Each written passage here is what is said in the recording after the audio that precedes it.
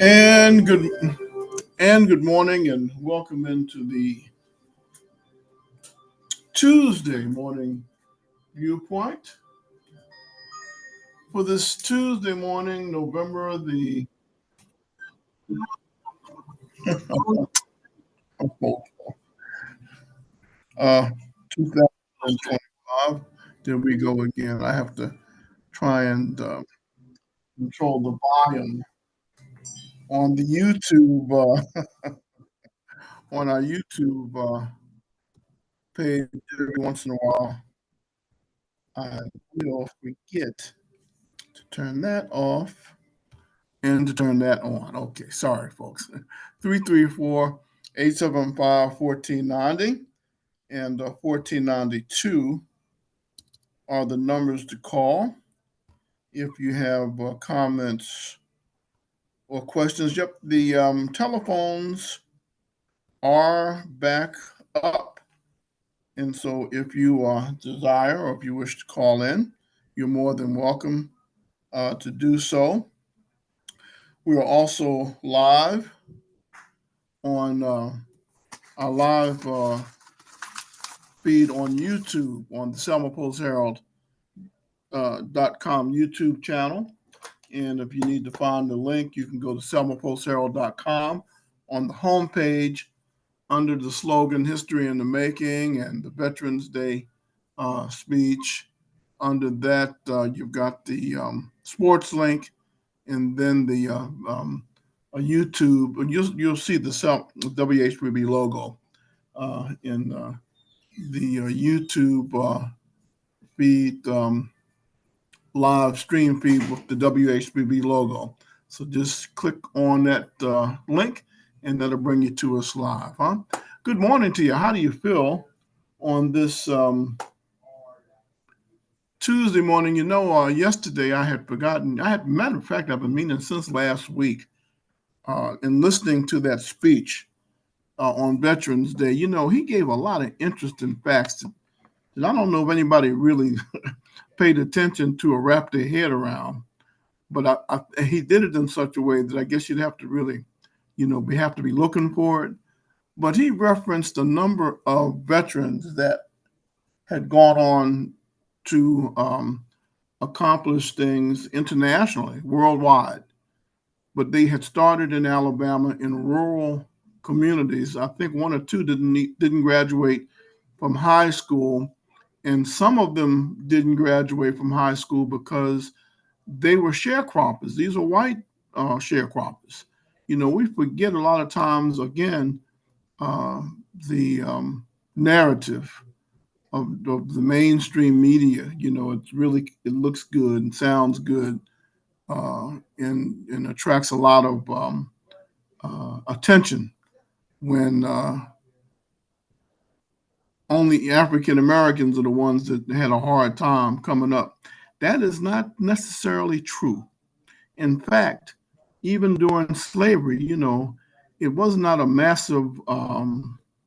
It was not a massive white population that was making money. It was a handful of plantation owners, and they were pretty shrewd because and I think Dr. King gets into it in detail, and mainly he gets into it in detail in the Selma to Montgomery march at the end. The march at the end of the Selma to Montgomery march in Montgomery on March 21st, 1965. He gets into detail when he talks about really the strategy of Jim Crow.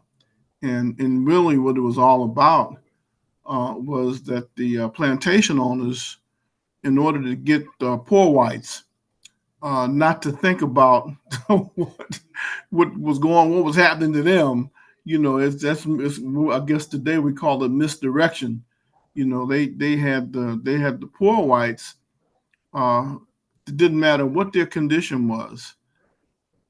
They had conditioned people in the culture to the point of where no matter how bad they were doing, a white person could look over and felt like they were doing better than any black person. And that may not have been true.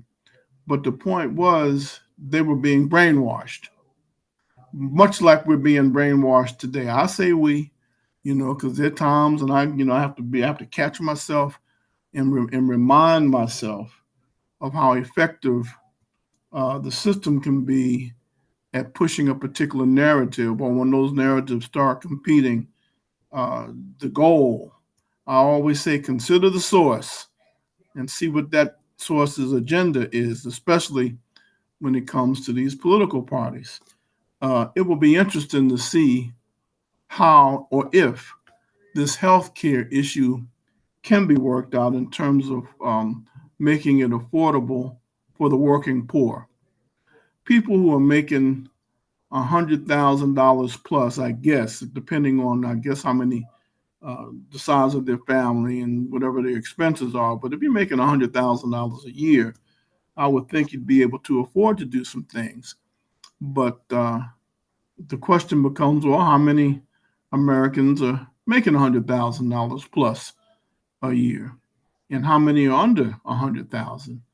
And some people, there's some people that can take a little bit of nothing and squeeze a penny and make it, well, not the penny anymore, because they're going to stop making the penny. No, they've stopped making them. Whatever is in circulation is was there. But my point is, there are people who have learned how to manage their money and manage their resources in such a way that they're not affected like a lot of other people are. So we'll see. It's a complicated issue. It's not as simple as they're presenting it, and there's obviously millions and billions of dollars tied up in this thing with this insurance thing. And now let's step back a little bit. Insurance. I remember when the tornado hit. Was that 2013? I mean 2023. I said 2013. 2023. January 13th. That's what I'm thinking about, the 13th. And I still hear people say that, and I'm talking about people who religiously paid their insurance month after month after month after month on time. And the first time they really needed some help and some relief, I guess depending on the company, there may be some people still waiting. And the insurance companies drag their feet. I believe that's what's happening with the Dallas County Jail. It was the insurance companies dragging their feet. I guess, again, it depends on which company you're dealing with. All we can do is hope that we end up with a company that has some scruples and and that's ethical. If not, then you got a mess on your hands. So I think we need to really, well, I won't say I think we. I look at the situation realistically and understand big business and how it operates, and the profit mode. When you get in that profit mode, people do all kinds of things. Everybody is not the same, and so we need to understand that. And so, but unfortunately, uh, um, the negotiators, and being able to, again, it's like the Wizard of Oz, trying to see behind the curtain and who's really pulling the strings and who's really benefiting. There's a lot of people that are hurting because of the string pullers who have no interest in the overall welfare of the average everyday American citizen. And so people like the Dirty Tricks Department will keep us at each other's throats long enough so that, they got to keep us like the plantation owners were doing with black and white, poor whites, and African Americans, keep them at each other's throats long enough so that their attention is not focused on what they were doing. So I'm sorry, that's history will bear that out. And I think, again, I referenced Dr. King's speech at the end of the Selma to Montgomery March. You have to have the patience to really sit down and listen to what he's saying, because he really documents orally, how the Jim Crow laws were used to combat and retard black progress in the South, and not just black progress, but the progress of the masses, black and white, and so, and we still deal with a little bit of that today. You still have some people that are using those same techniques, and they're black and white that do it. And at the end of the day, if you look close enough, if the people under the cover, uh, you'll see that they are benefiting or have benefited big time, and are the only ones that are benefiting from the very systems that they criticize. I still can't wrap my head around how can I get to Congress and be in the United States Congress and be a lawmaker and then start protesting against myself making laws.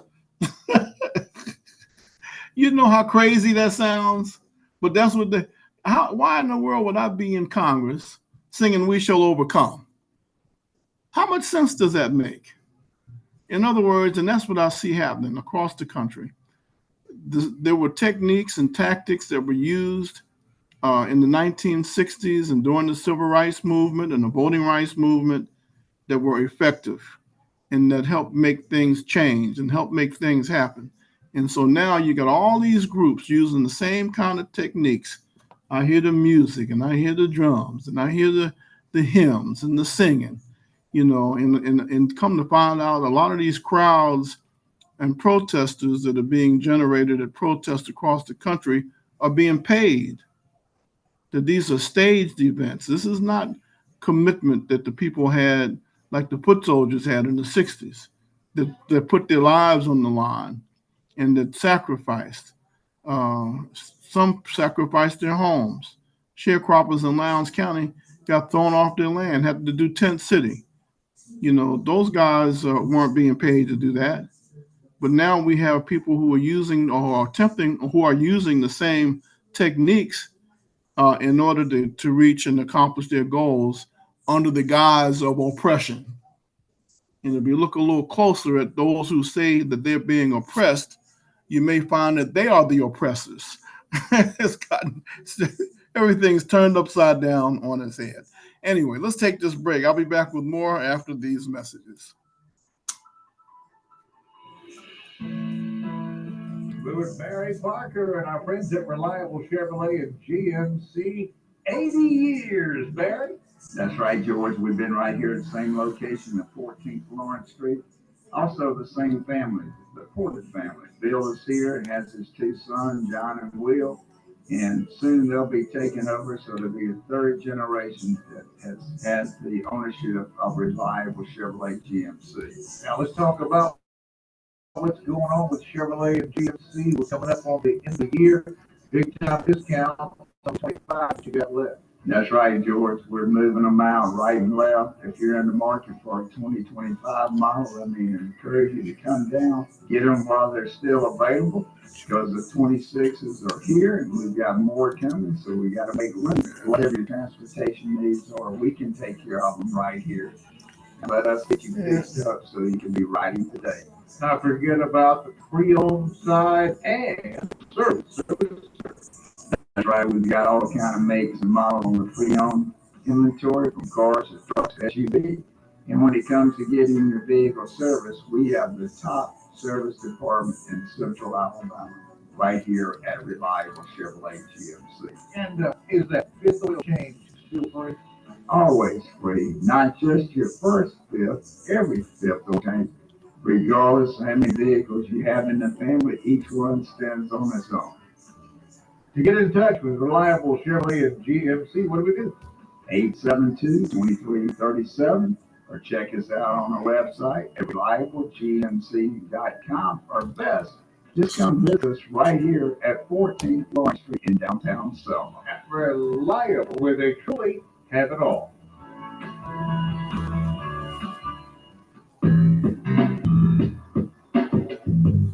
Is your business protected against cyber attacks, viruses, malware, or ransomware? How much would it cost for your business to be shut down for a couple of days if one of these attacks were to happen and you lost all of your customer and billing data? One of the worst cyber attacks right now is ransomware, which literally holds all of your files for a large ransom. And these attackers are wanting big money to unlock your files, from $5,000 to $10,000 and much more. These ransoms also have to be paid by Bitcoin, which is a very difficult task in and of itself. If you're not prepared, you could do this. prevent several days of lost time and wages, along with the frustration for yourself, your employees, and your customers. With the right plan in place, the risk of your business experiencing an attack can be greatly minimized by protecting your network, computers, and servers, along with a comprehensive backup plan. Computer and Data Network Services has the tools and the experience to custom tailor a solution that best fits your needs.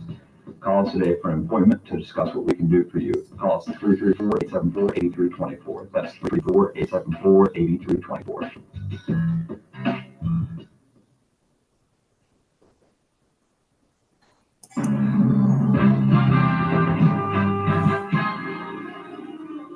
Good morning, I'm Jasmine Williams, WSFA 12 News. Here's what's happening this Tuesday.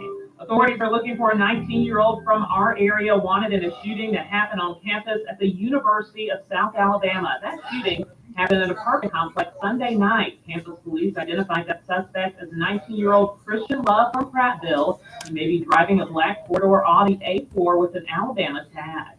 Montgomery police confirmed a 15-year-old was shot and killed Friday night on Fairground Road. Police identified that victim as 15-year-old Tyrell Foster. No arrests have been made in this case. This marks Montgomery's 55th homicide of the year. Alabama and Auburn both set to play this weekend, and we now know what time the teams will meet up for the Iron Bowl. Auburn plays Mercer on Saturday, and Alabama plays Eastern Illinois. Kickoff for both of those games are at 1 p.m., and then the Iron Bowl is the following week 6:30 at Jordan Fair. I'm Jasmine Williams, and these are your morning headlines. Your 1490 WHBB Tuesday weather forecast continued unseasonably warm, beautiful days. Sunshine, the high near 80 this afternoon with light breeze, partly cloudy, around 58 for the low tonight. Tomorrow, the sunny, warm conditions continue, topping out near 82. Will be in the mid-50s tomorrow night with the partly cloudy sky. For Thursday, around 82 once again with partly sunny conditions, but more clouds make their way in by Thursday night with a low temperature of 55. Much clouds on Friday, with high in the upper 70s and a much-needed chance of showers, 40%. For Friday. That's a look at your latest weather. Have a great day. Thanks for listening. AM 1490 WHBB. 1490 WHBB. Good morning on this Tuesday morning, November 18th. You're in tune to Viewpoint. And yesterday I started playing some clips from the web, from YouTube actually, in terms of some of the events that are going on in other places. Now we're getting ready to come into the holidays, and it is obvious that we still have some issues in terms of crime and violence. Montgomery has 55 murders. That the teenager that was killed this week made the 55th murder in Montgomery. That's a lot of murders for a town the size of Montgomery. Birmingham was having problems too. Selma having problems, and I haven't even talked about. I hadn't had to talk about. Well, DC. I hadn't talked about. DC is experiencing an unprecedented decrease in violent crimes and carjacking. All that's almost come to a halt. Is what's being reported. Chicago is getting better. But still, and I'll never understand why people. Well, again, I do. I take that back. Again, the protests that we're watching happen before our eyes in the media. Many of these protests are staged and they're being orchestrated.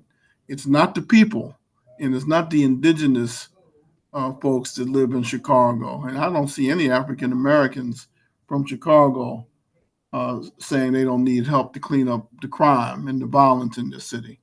But that's a whole nother story. But coming into these holidays, um, what I find curious, and the question in my mind is, to what degree now are we looking at much of the violent activity? How much of it is related to drugs and gangs, and how much of it is related to domestic violence? Boyfriend, girlfriend, husband, wife, relatives, family, friends. And It's an interesting question, and I'm sure the answer is going to be even more interesting as we get closer to the holidays. One thing that I will do say is remind us that you got to be careful and watch and pray, and make sure you're in well lit areas. And ladies, don't go out by yourselves, and certainly don't have your pocketbook out where a person can grab it easily. Women have a lot of creative ways they can hide money, so you can't get to it quickly. You know what I mean? And people watching what kind of gifts you're buying, and they always tell you watch what you put in your trash because real professional criminals looking to see what he's gonna or she's gonna steal. It used to be he, but now it's he and she, right? So you got to watch everybody. So you just have to stay on your toes and stay on guard. Now that being said, over the summer, Birmingham and Montgomery, actually, Montgomery had put together a task force where they had local law enforcement partnering with state and federal agencies to combat the kind of criminal activity that was going on over there, and it netted some results. They were able to get quite a few illegal guns off the street, but the murder rate's still going up. But again, the question becomes, these murder rates, are they gang related or is it domestic? Now, this I'm getting ready to play now. I'm not going to play all of it, but I'm going to play a good portion of it. Was a press conference that was done in Birmingham, and this is where they're talking about their strategy to come because I think what really flipped the switch was there was an older woman, a 70, 80-year-old woman that was sitting on her porch, minding her own business, trying to enjoy her day, that was killed. An innocent bystander, just minding her own business. And the law enforcement, the black woman, law enforcement in Birmingham said enough is enough. That's it. So let's see what some of the strategies that they talked about and some of the issues that they talked about in Birmingham. This way, I'm not looking at Chicago or New York or Philadelphia or Baltimore or Oakland or LA or San Francisco. I'm looking at Birmingham, 90 miles away. Let's see what we got.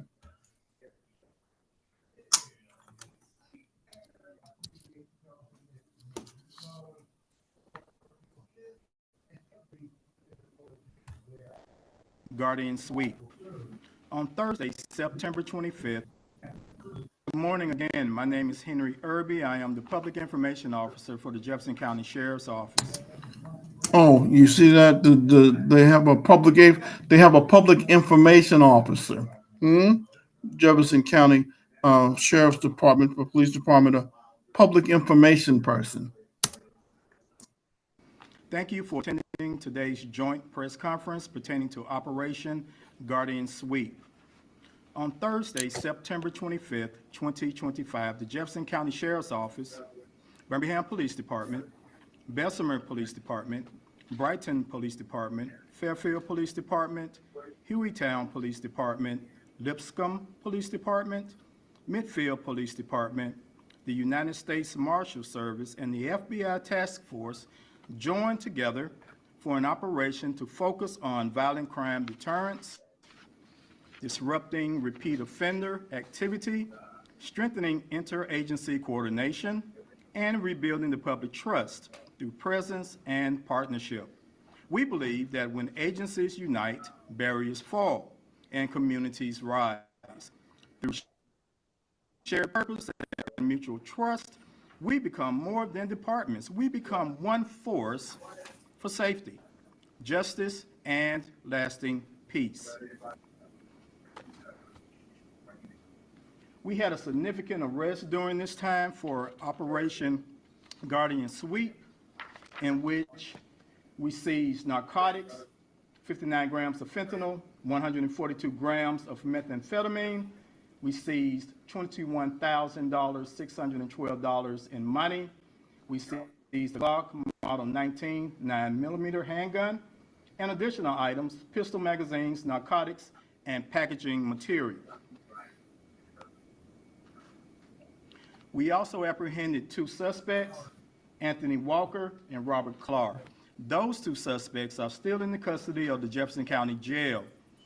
Clark has a $303,300 bond, and Anthony Walker has no bond. Now you will hear from Jefferson County Sheriff Mark Petway, followed by Jefferson County Sheriff's Office Lieutenant Brandy Holmes, then Birmingham Police Chief Michael Pickett, Special Agent in Charge David R. Fitzgibbons of the FBI Birmingham Division.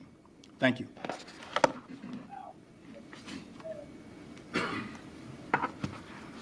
Good morning. I am Jefferson County Sheriff Mark Petway, and I would like to thank the media and these agencies for attending this press conference. Every day, the men and women of law enforcement go out into our streets with one mission, and that is to protect and serve. But we all know that the responsibility of public safety doesn't fall on our shoulders alone. True security is a community-wide effort. It's built on the foundation of trust, communication, and most importantly, partnership. Today, we are here to formalize and strengthen those bonds. Our goal is simple, but powerful: to unify our efforts to create a highly visible, coordinated presence that will effectively combat crime and enhance the quality of life for all our residents.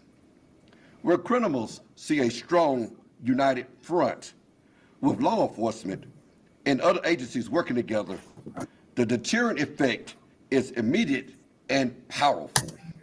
I'm going to stop here for a moment. We're going to go to the phone line, but you heard him make the point that the criminals tend to shy away from a united front of law enforcement agencies.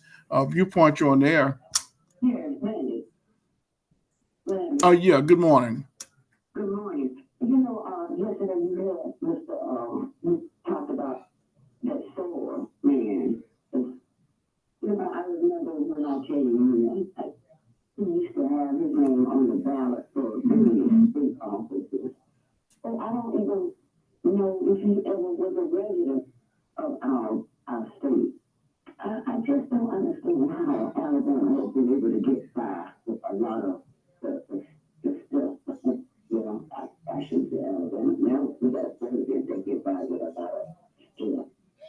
But having said that, that man has been really irrelevant.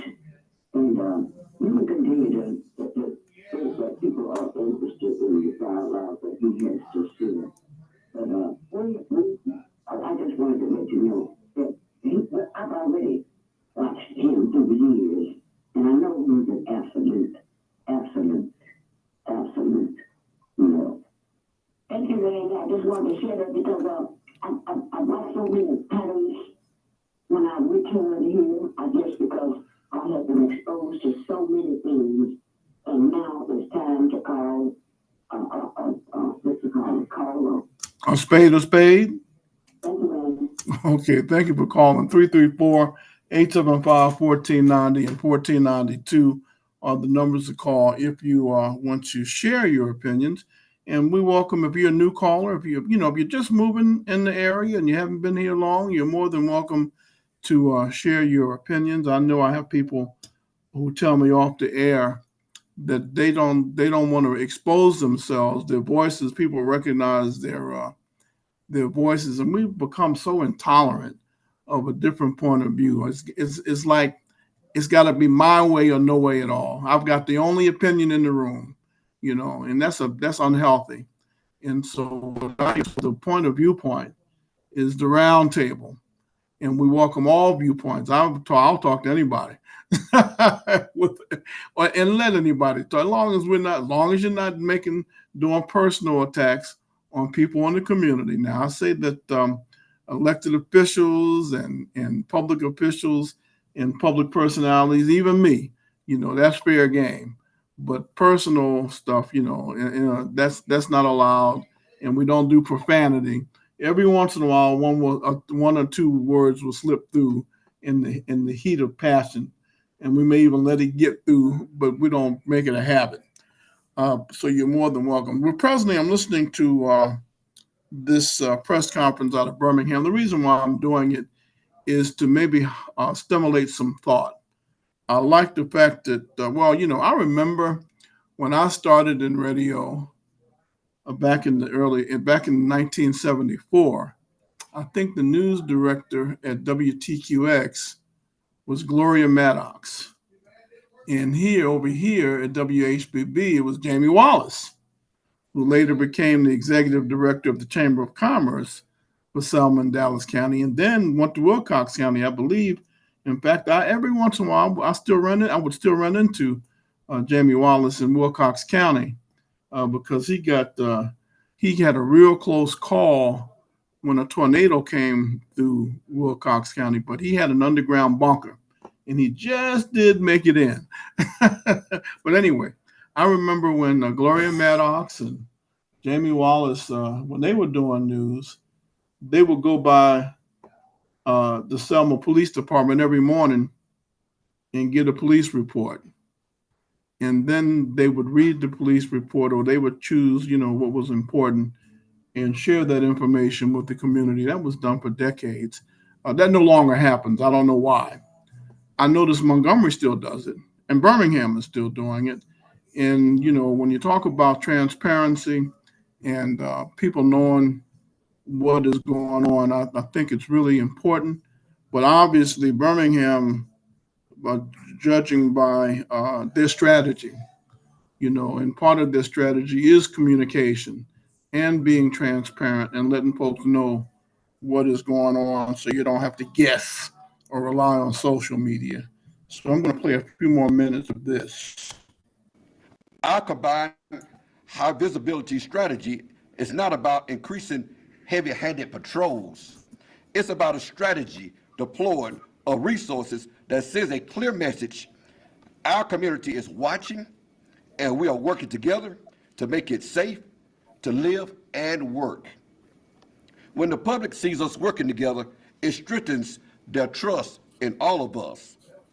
This builds stronger relationships and makes people more willing to report problems and cooperate in investigations. Let's be clear.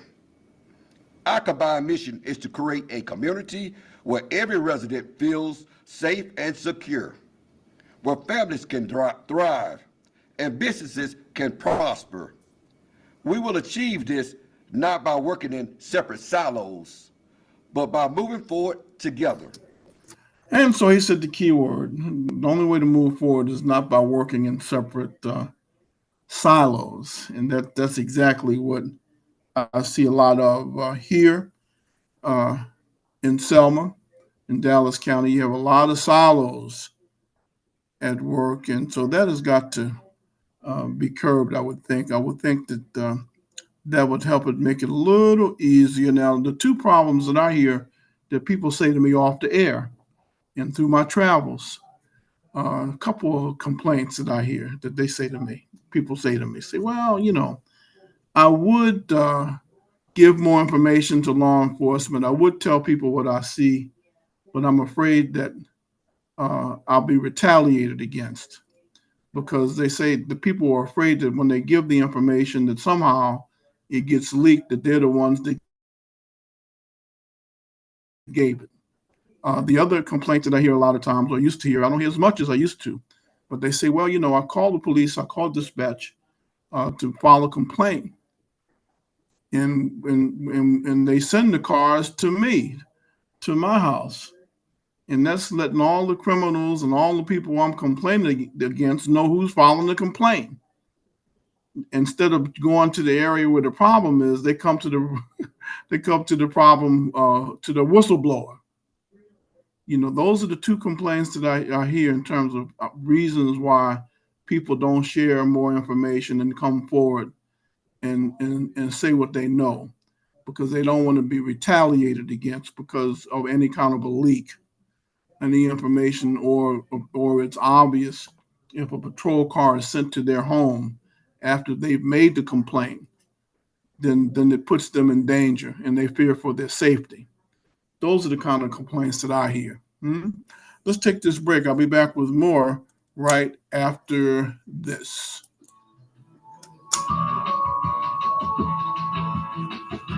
We're with Barry Parker and our friends at Reliable Chevrolet and GMC.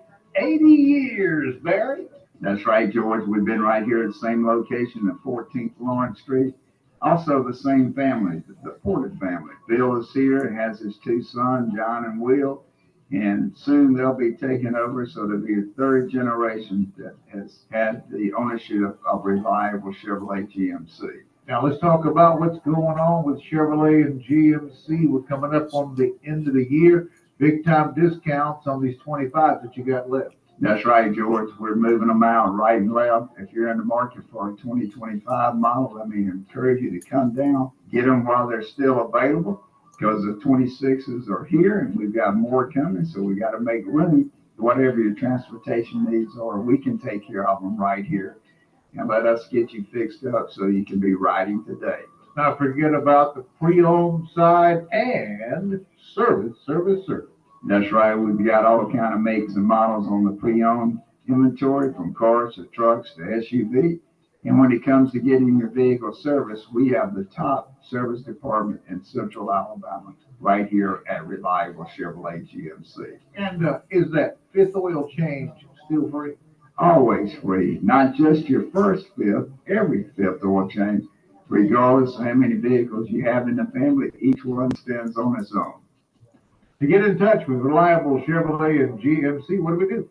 872-2337, or check us out on our website at reliablegmc.com, or best, just come visit us right here at 14th Lawrence Street in downtown Selma. At Reliable, where they truly have it all. You can now do more without it costing you more. Alabama's attractions have come together to offer the all-in-one ticket that downloads to your mobile device. No matter how many attractions listed on the ticket you see during the time span you bought, your price stays the same. Pick the right ticket option that best fits your schedule, and then enjoy more attractions without spending more. All-in-one tickets for different areas of Alabama are available at alabama.travel and other places where online tickets are sold. Brought to you by Alabama Tourism Department, the ABA, and this station. 1490 WHBB. And before I continue now, let me back up, because Dallas County Sheriff Mike Grantham, he does periodically bring a drop-off police reports from the sheriff's department, and which he goes up and beyond the call of duty. You know, like I said, for decades, when I came into the business, we would have to go by the police station and pick up police reports, but they stopped doing that a few years ago. I don't know why it stopped, but it never started back up.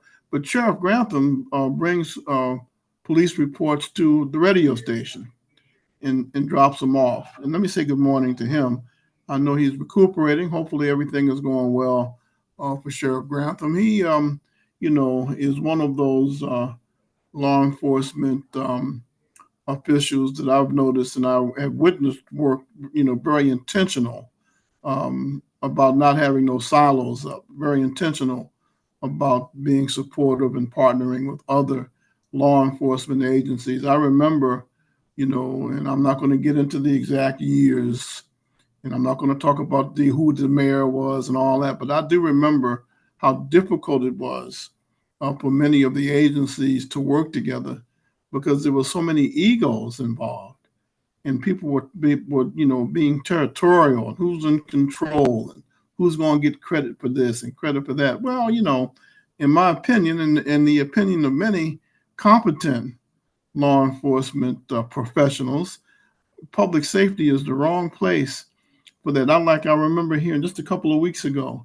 the Transportation Secretary Duffy, he said politics is the wrong. He said politicizing air safety, that's the wrong place to be playing politics, because you got hundreds and thousands of lives, 50,000 flights a day, and you're going to play politics with air safety. But that just goes to show you how insensitive we can be. So I want to thank Sheriff Grantham. He does make an effort to make sure that the effort is to let the community know what's happening. transparency. Let's listen to a few more minutes of this press conference, and then I'm going to move on and get into some of this information about some events that are coming up that you need to know about. As a single, visible, and deterrent force. Thank you for your partnerships. Now, let's get to work. You will hear from results from Lieutenant Holmes from Jefferson County Sheriff's Office.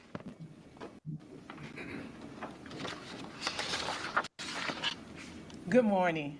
I'm Lieutenant Holmes with Jefferson County Sheriff's Office. Operation Guardian Sweep was a clear demonstration of what we can accomplish when agencies unite with a common purpose. The results reflect our unwavering commitment to protecting our communities and holding offenders accountable. The operation was designed not only to enforce the law, but also to send a clear, strong message of unity and resolve.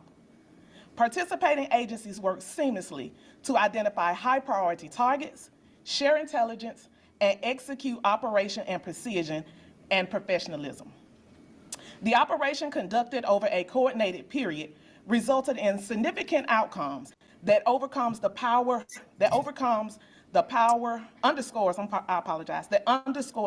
of interagency collaboration and intelligence-led policing. The results, as you heard earlier, are 180 plus law enforcement personnel present.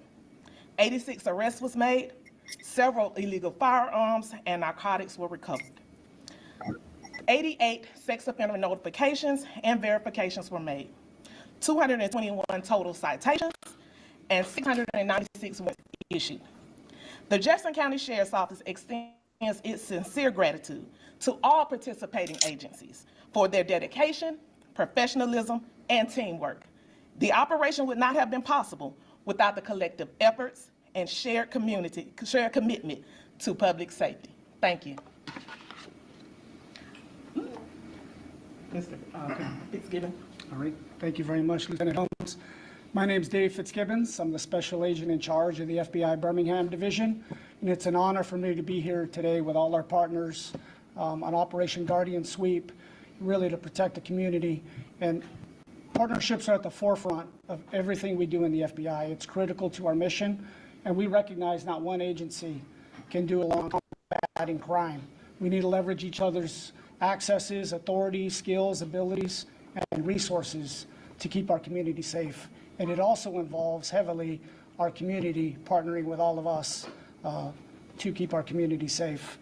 And that includes extensive collaboration, information sharing to enhance our investigations or to achieve effective results.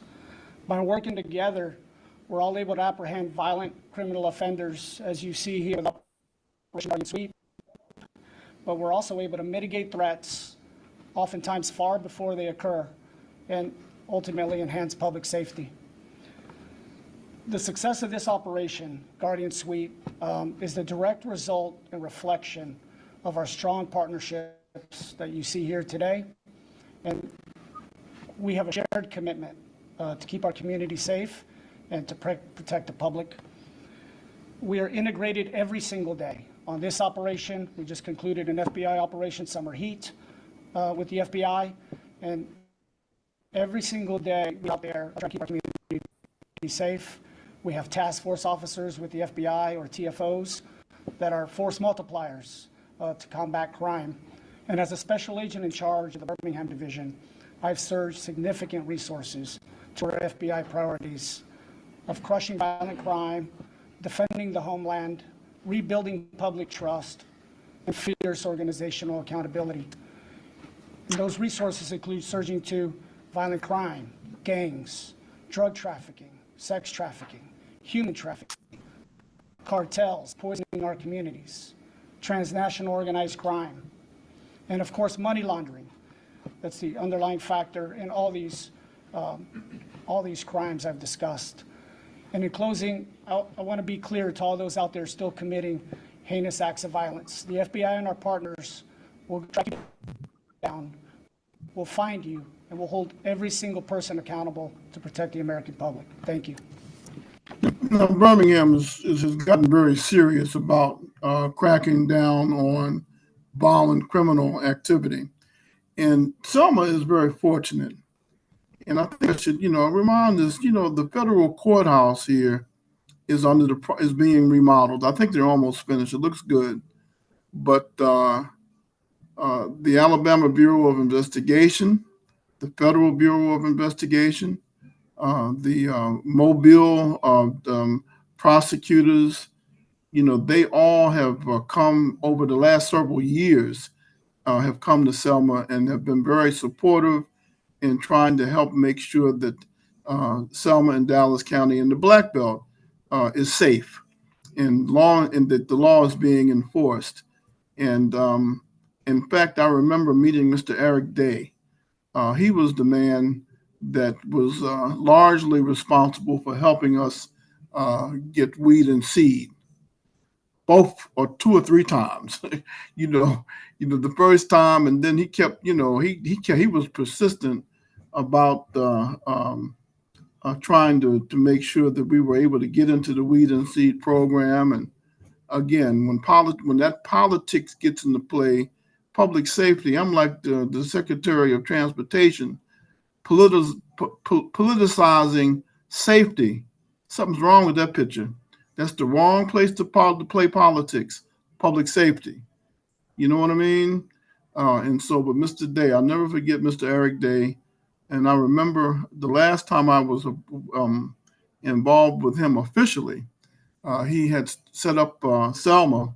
They were looking at one ward in Selma that they were going to work in, and then in Selmont. I was trying to get Selmont squared away. And he said, well, what we'll do with you is we'll put you in what they called a pre-weed and seed posture. And you have to help Selma. And you won't get paid.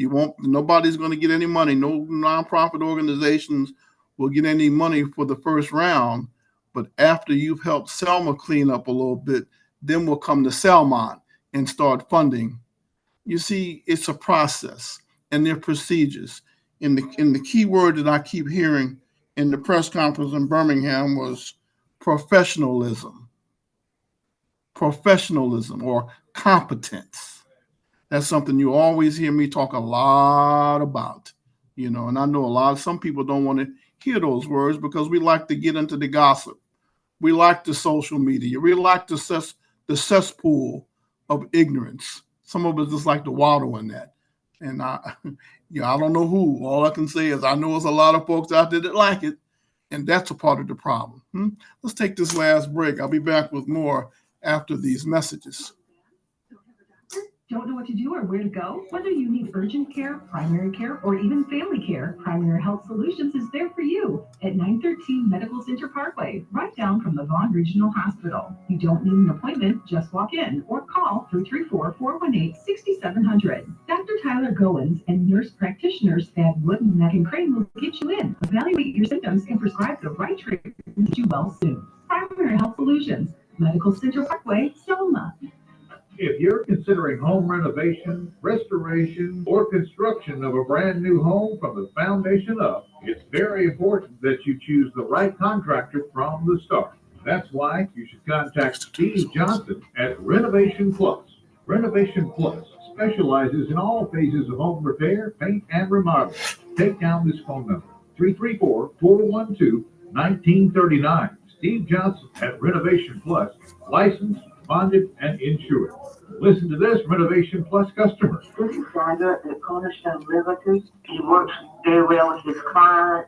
If he says he's going to be there, he's going to be there. He does excellent work. And he also is more than just a carpenter. He's more a craftsman.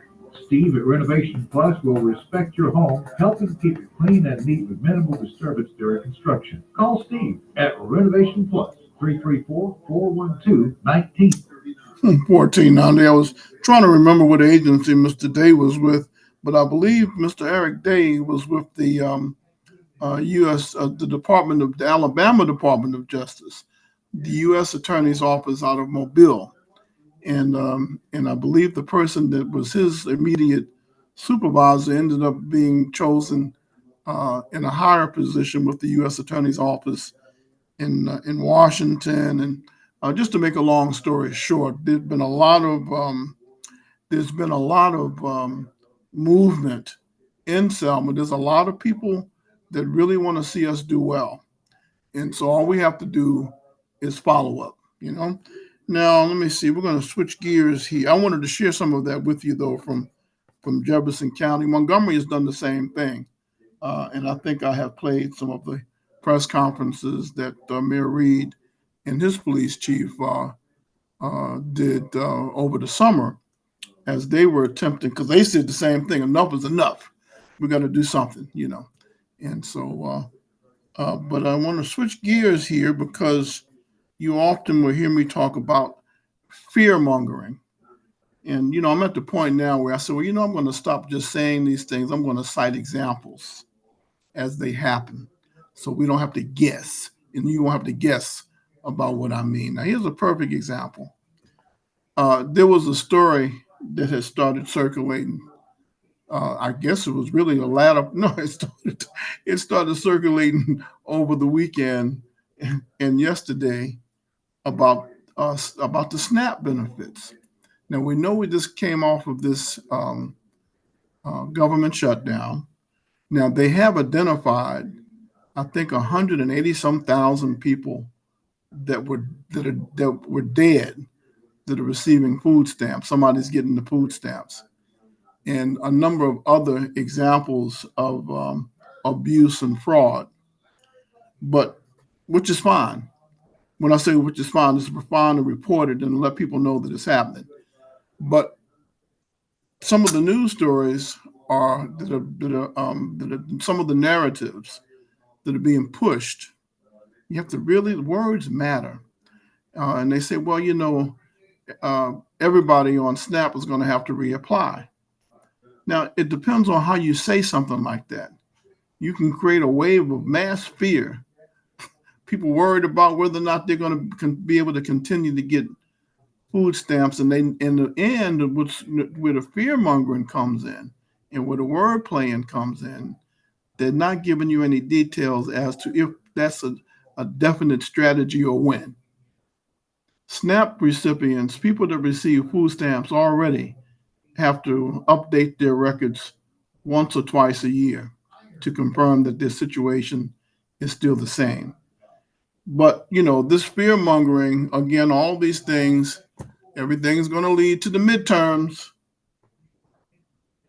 When the midterm election comes around, the Republicans and Democrats, trying to get the upper hand on each other to get what? Control and power and money. And I just say that so that we don't be, there's nothing to fear but fear itself. That's what President Franklin Roosevelt said after Pearl Harbor was attacked. There's nothing to fear but fear itself. And so be careful. They're discussing how they're going to end the fraud, and people eventually are going to have to reapply. But the question is because it's when, and but I would imagine that there's already a procedure in place, And so, but this is another example of fear mongering, in order to make a point. Okay, well, thank you. Oh, okay, we've got a coming up of the Christmas parade date for Selma has been set for Sunday, December the 7th. This just in, and their theme is Legends and Lights. The parade is going to be at 4 o'clock. And so if you have a float, I'll be giving you some more information out about that. The Farm City Week Breakfast from Alabama Credit Land and Farm Lenders and the Dallas County Chamber of Commerce having their annual Farm City Week Breakfast on next Tuesday, November 25th at 9 a.m. at the Reflections Coffee Shop. Let's get ready for Fox News up next on WHBB Selma. I'll see you tomorrow morning, the good Lord willing. The vote is coming today at the House. I'm Dave Anthony, Fox News. The truth